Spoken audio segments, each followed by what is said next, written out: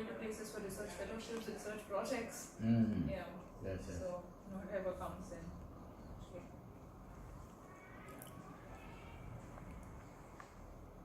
India long time back last. Long time, oh, a long time.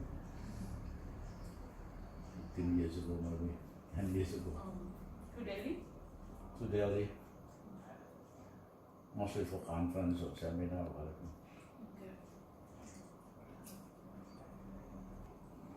As I had met Guru before, I told him that basically I research more on foreign policy, strategic issues, security, defense security, economic issues and stuff.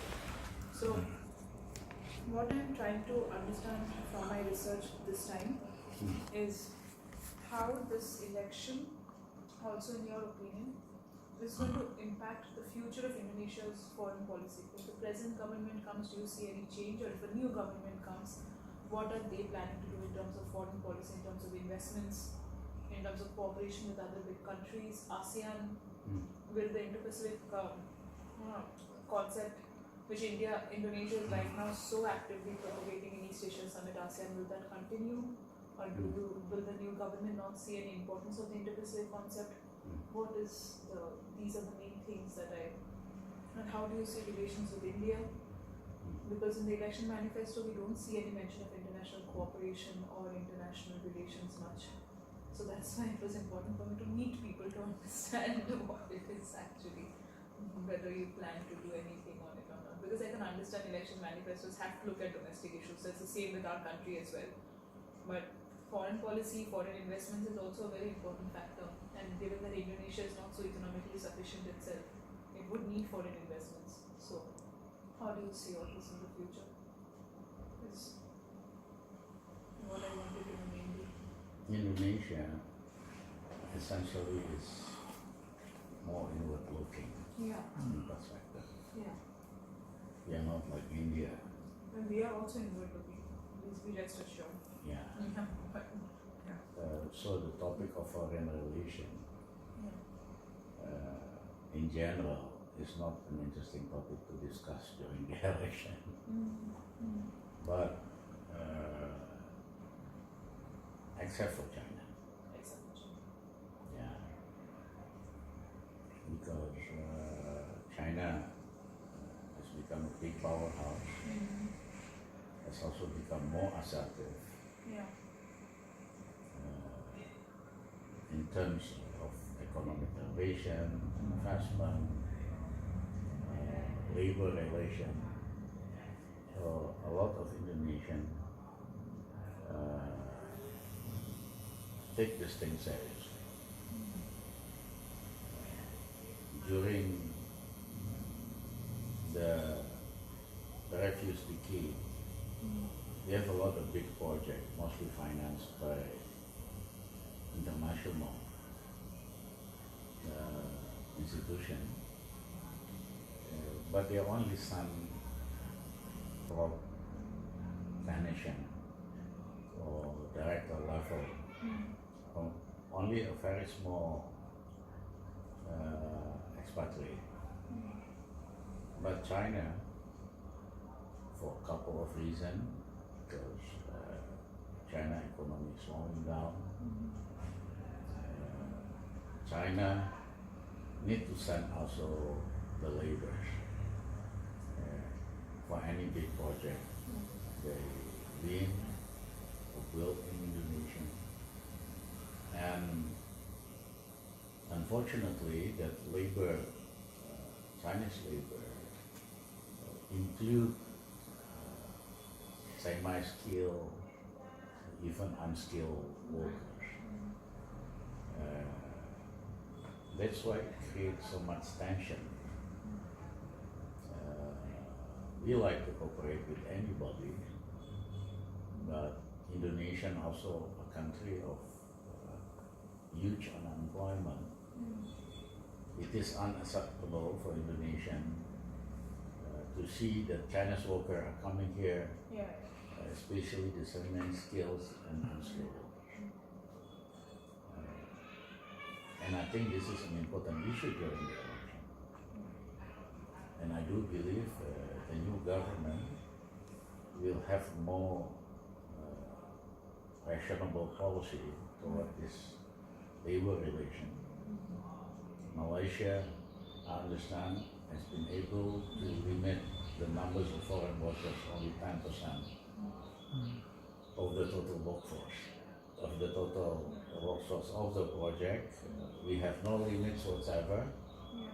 I think we should negotiate with President Xi Jinping in China that maximum labor force, Chinese labor force to Indonesia should be also less than 10%, because this is a very good solution for both countries. Otherwise, it's going to create a lot of unnecessary tension. That's true. And I do believe China will respond to this new approach in labor relations. Constitutionally, Indonesia committed that we should not belong to any power bloc in the world. Indonesia is one of the non-aligned countries, and it is inherent in our constitution that we should maintain neutral, non-bloc, but proactive foreign policy to promote peace and prosperity in the region. Unfortunately, this Jokowi government, from the very beginning, has shown a strong affiliation to China and has given the impression to the world that Indonesia, China influence in Indonesia is very high. This is not good. We have a long history of relation with China. You know, Mao Zedong come here, Zhou Enlai, is loved by a lot of Indonesian, especially during the 1955 non-aligned conference. But we don't want a dominating friend. We want if a friend, we want a friendly and fair relationships in all sides. We know that China now have the economic power, the capital, to be more active in Indonesia, but that should not influence other dimensions of our foreign policy.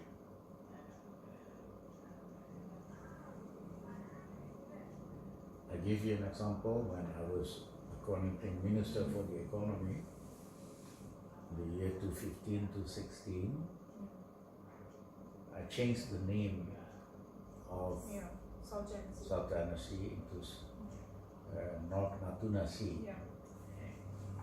The China government sent a formal protest, and some member of the cabinet is almost listening to the Chinese protest. I insist that we should not, because this is our territory. We should not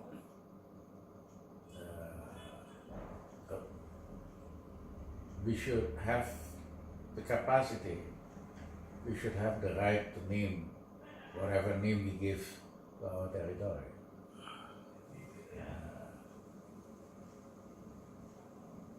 During that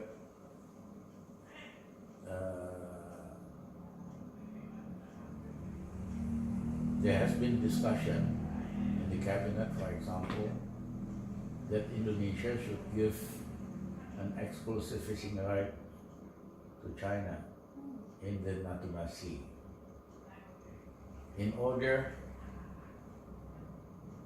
for China to respect our territorial authority. Some of the senior ministers are proposing the deal. I remember I was the only one who disagreed on the argument that our territorial integrity are protected by the UNCLOS, the UN sanction agreement. Yeah. So we don't need to appeal or give a special, a special deal Right. to any country in order to respect our territorial integrity. And I give an example at the time, the case of Ligitan and Sipadan. There are two islands belong to the Indonesian historically, but we are not present there. Mostly the population are Malaysian, the state apparatus are Malaysian. So when we appeal to the International Court in Den Haag that these two islands belong to us, the International Court decided that no, this is belong to Malaysia because their presence and etc. This should give us a big lesson of how we secure our territorial integrity. For me, it is absurd to give China the special fishing right and not Sea, because there will be then hundreds of thousands of China fishermen in hundreds of islands in the Natuna area. Sooner or later, they will stay there, live there, and China apparatus will also be there. So this is going to be a big scandal, bigger than the Ligitan and Sipadan, if we agree to this kind of proposal. If there are disputes at the International Court, 10 years or 20 years later, China might win because of the fact that they are present there. I was surprised that some cabinet members are proposing this kind of proposal. Fortunately, the cabinet, the president listened to my advice. That proposal is ended. So this is just give some example how China is now one of the second most powerful country in the world. In foreign policy, become more assertive. Before China in the 1980s, early 2000, their foreign policy is really very soft,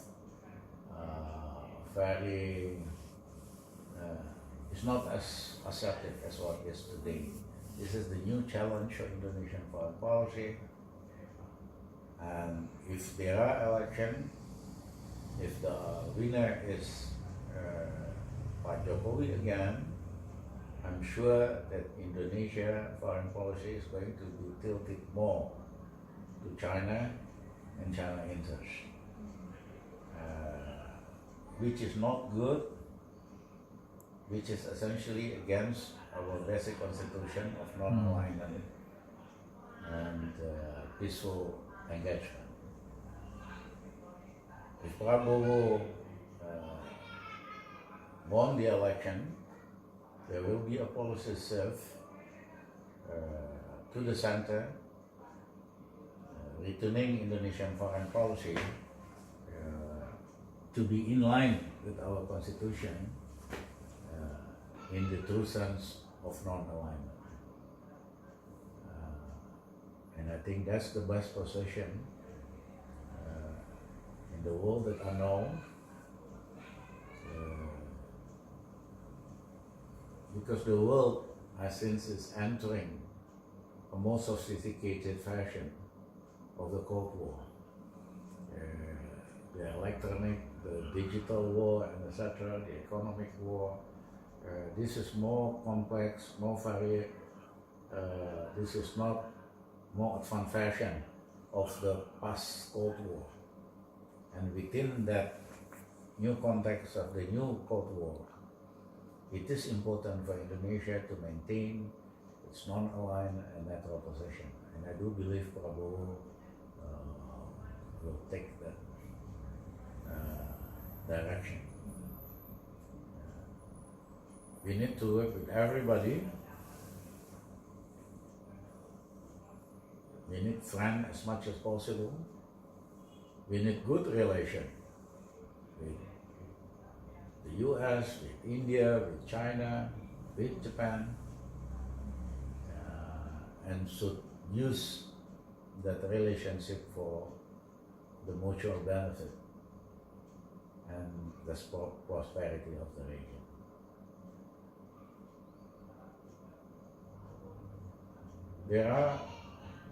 I give a presentation a couple of times in Japan, in DC, in Taipei.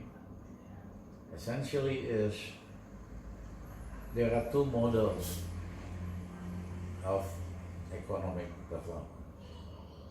One is the democratic models of economic development, like Japan, India, Indonesia after Suharto, and the so-called, and Japan, and the authoritarian models of economic development, like China. And people are impressed by the fact that China are able to grow more than double digit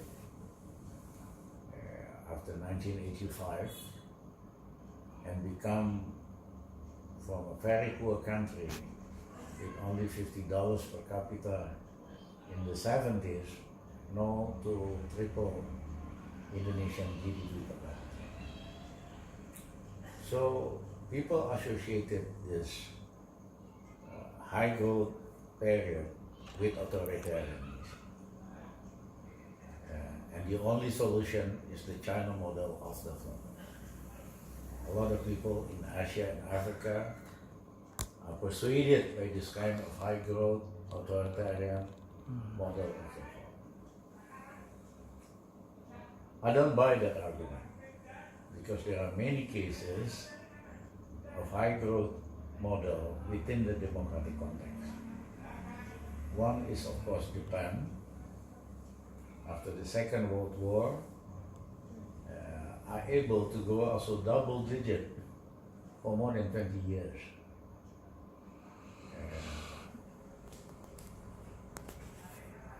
Only after the US and OECD countries pressed Japan because they are worried of Japan export expansion, dominance in trade, they forced Japan to commit to a Plaza Accord meeting in 1986 in Hotel Plaza, New York, that Japan should strengthen in currency, should be less aggressive in export. And Japan Prime Minister at the time agreed to this pressure because Japan is not militarily independent, but the result of this change and shift of economic strategy, Japan entered a period of low growth. So there are cases in the history of Japan in which they can deliver double-digit economic growth within the context of democracy. Taiwan, in a way, also do a similar path, able to achieve higher growth and mostly rely on small firms, small and medium scale firms. And Korea and etc. and Indonesia in the past. So I do believe that to achieve higher economic growth, it doesn't necessarily require that you have to follow the authoritarian Absolutely. norms. Yeah. Yeah, absolutely. How do you see about Indonesia's leadership? Yeah, more or less a leadership role in ASEAN. How would the Prabowo government work? In the past, Indonesia is a key player in ASEAN. Yeah. We are low key, but everybody know during the Suharto era that Indonesia is the most important player in ASEAN. If any proposal has been suggested by everybody, if Indonesia doesn't agree, it doesn't go.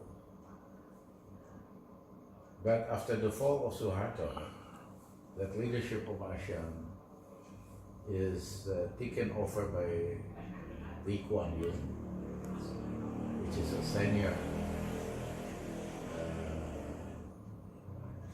statesman in Southeast Asia.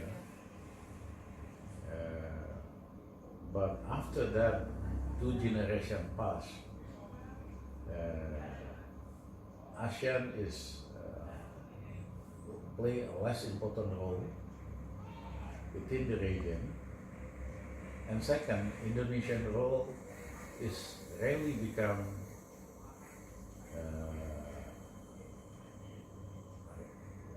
very not insignificant. The Indonesian role in ASEAN is very minimum. We never again take the lead, and I do believe that has to be changed. That Indonesia should become the de facto leader of ASEAN and promote ASEAN to go beyond what it has achieved by now. In the past, ASEAN is effective because we agree essentially on reducing tariff, and it has significant benefit. But beyond that, ASEAN role has been less than it should be, both economic-wise,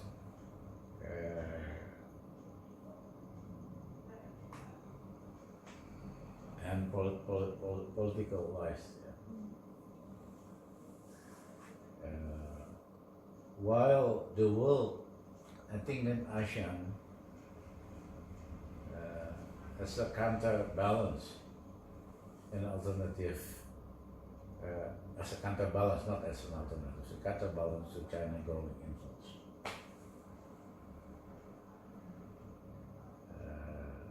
Currently, out of 10 ASEAN countries, maybe only a few that stand as independent relative to China's influence. That I think after the change of government of Indonesia,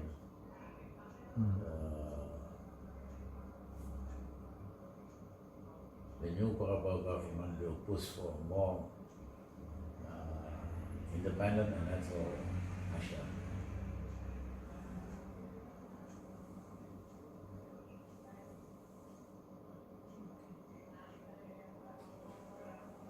Teguh, makanan joknya Teguh. Iya Pak.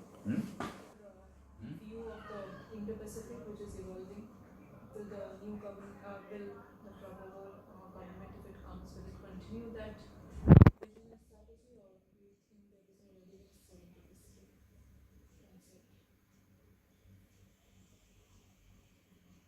I think we have to find a new terminology. Indo-Pacific as the US concept of counterbalancing China in the region, linking from Japan to the north, to South Korea,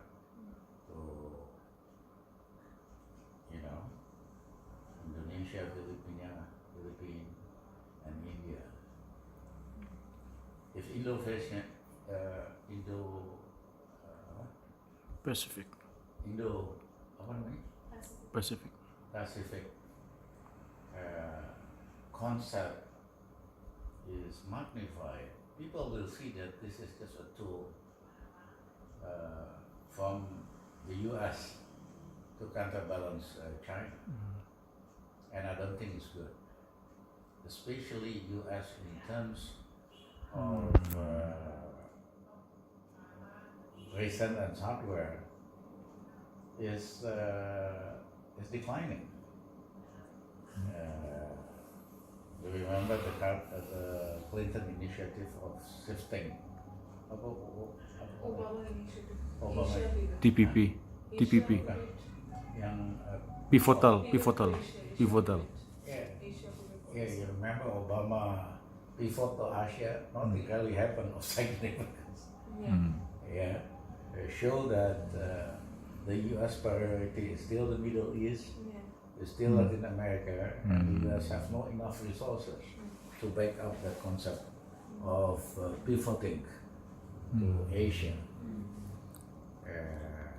I would prefer Asian country take their own initiative, form their own concept that really show the spirit of non-alignment here. Rather than just fill in the vacuum, the Indo-Pacific, the US version of Indo-Pacific.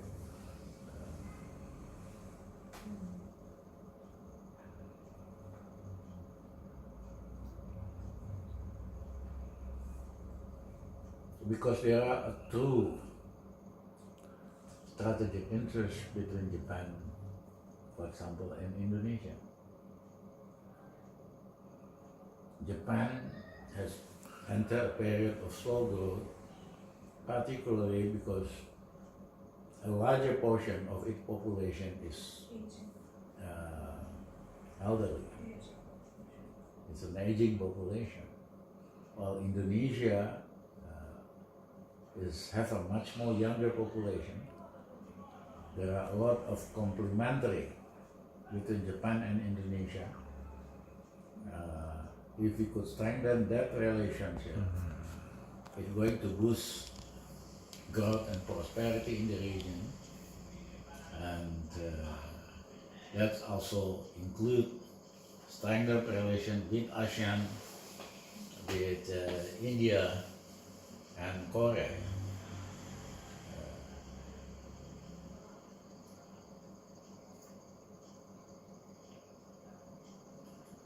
We have to find the terminology, bukan Indo-Pacific version.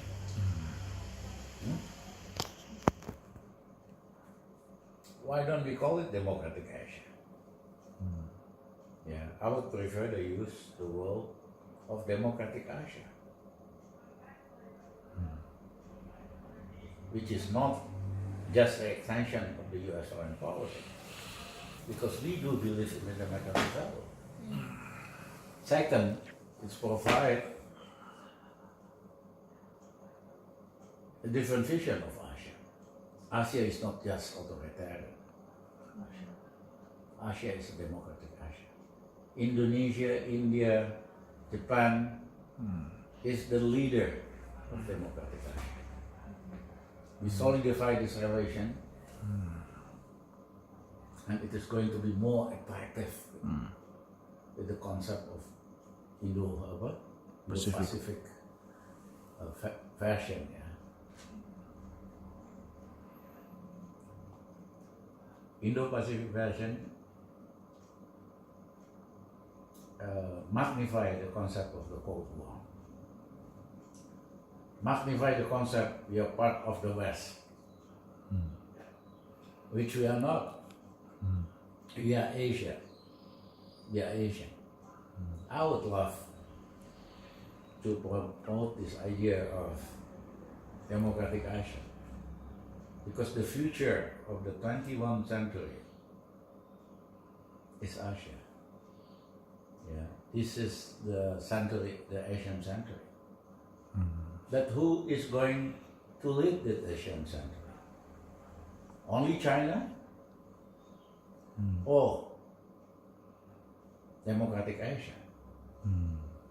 Or this is in coexistence between Democratic Asia and the China?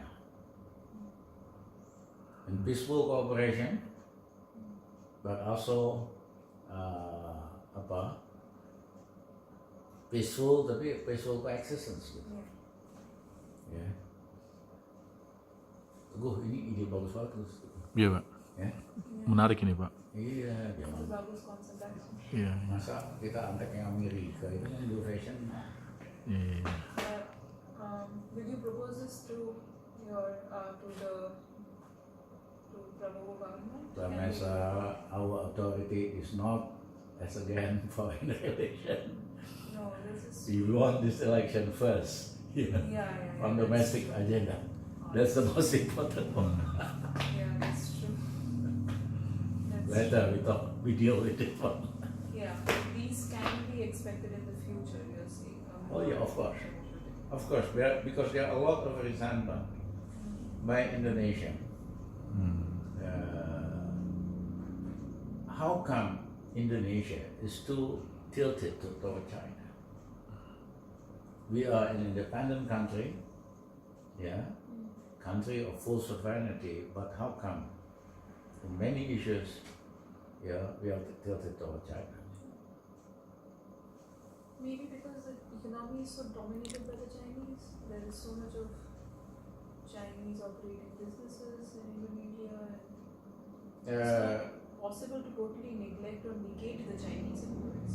It's not. There are two issues. One is Indonesian Chinese, Yeah. which play an important role, and we are already one nation with different ethnic group. Some of them are Chinese that are very dominant in business. The other is China, As a mainland country, China, yes. yeah, as a country. And this is off the record. A lot of Indonesians are not very happy with mainland China, socially, culturally, because they are more aggressive. They speak very loud, you know. If there are a group of tourists from the mainland and from other in ASEAN, there's so much difference. The one from mainland is very aggressive, speak loud, and quote is dirty.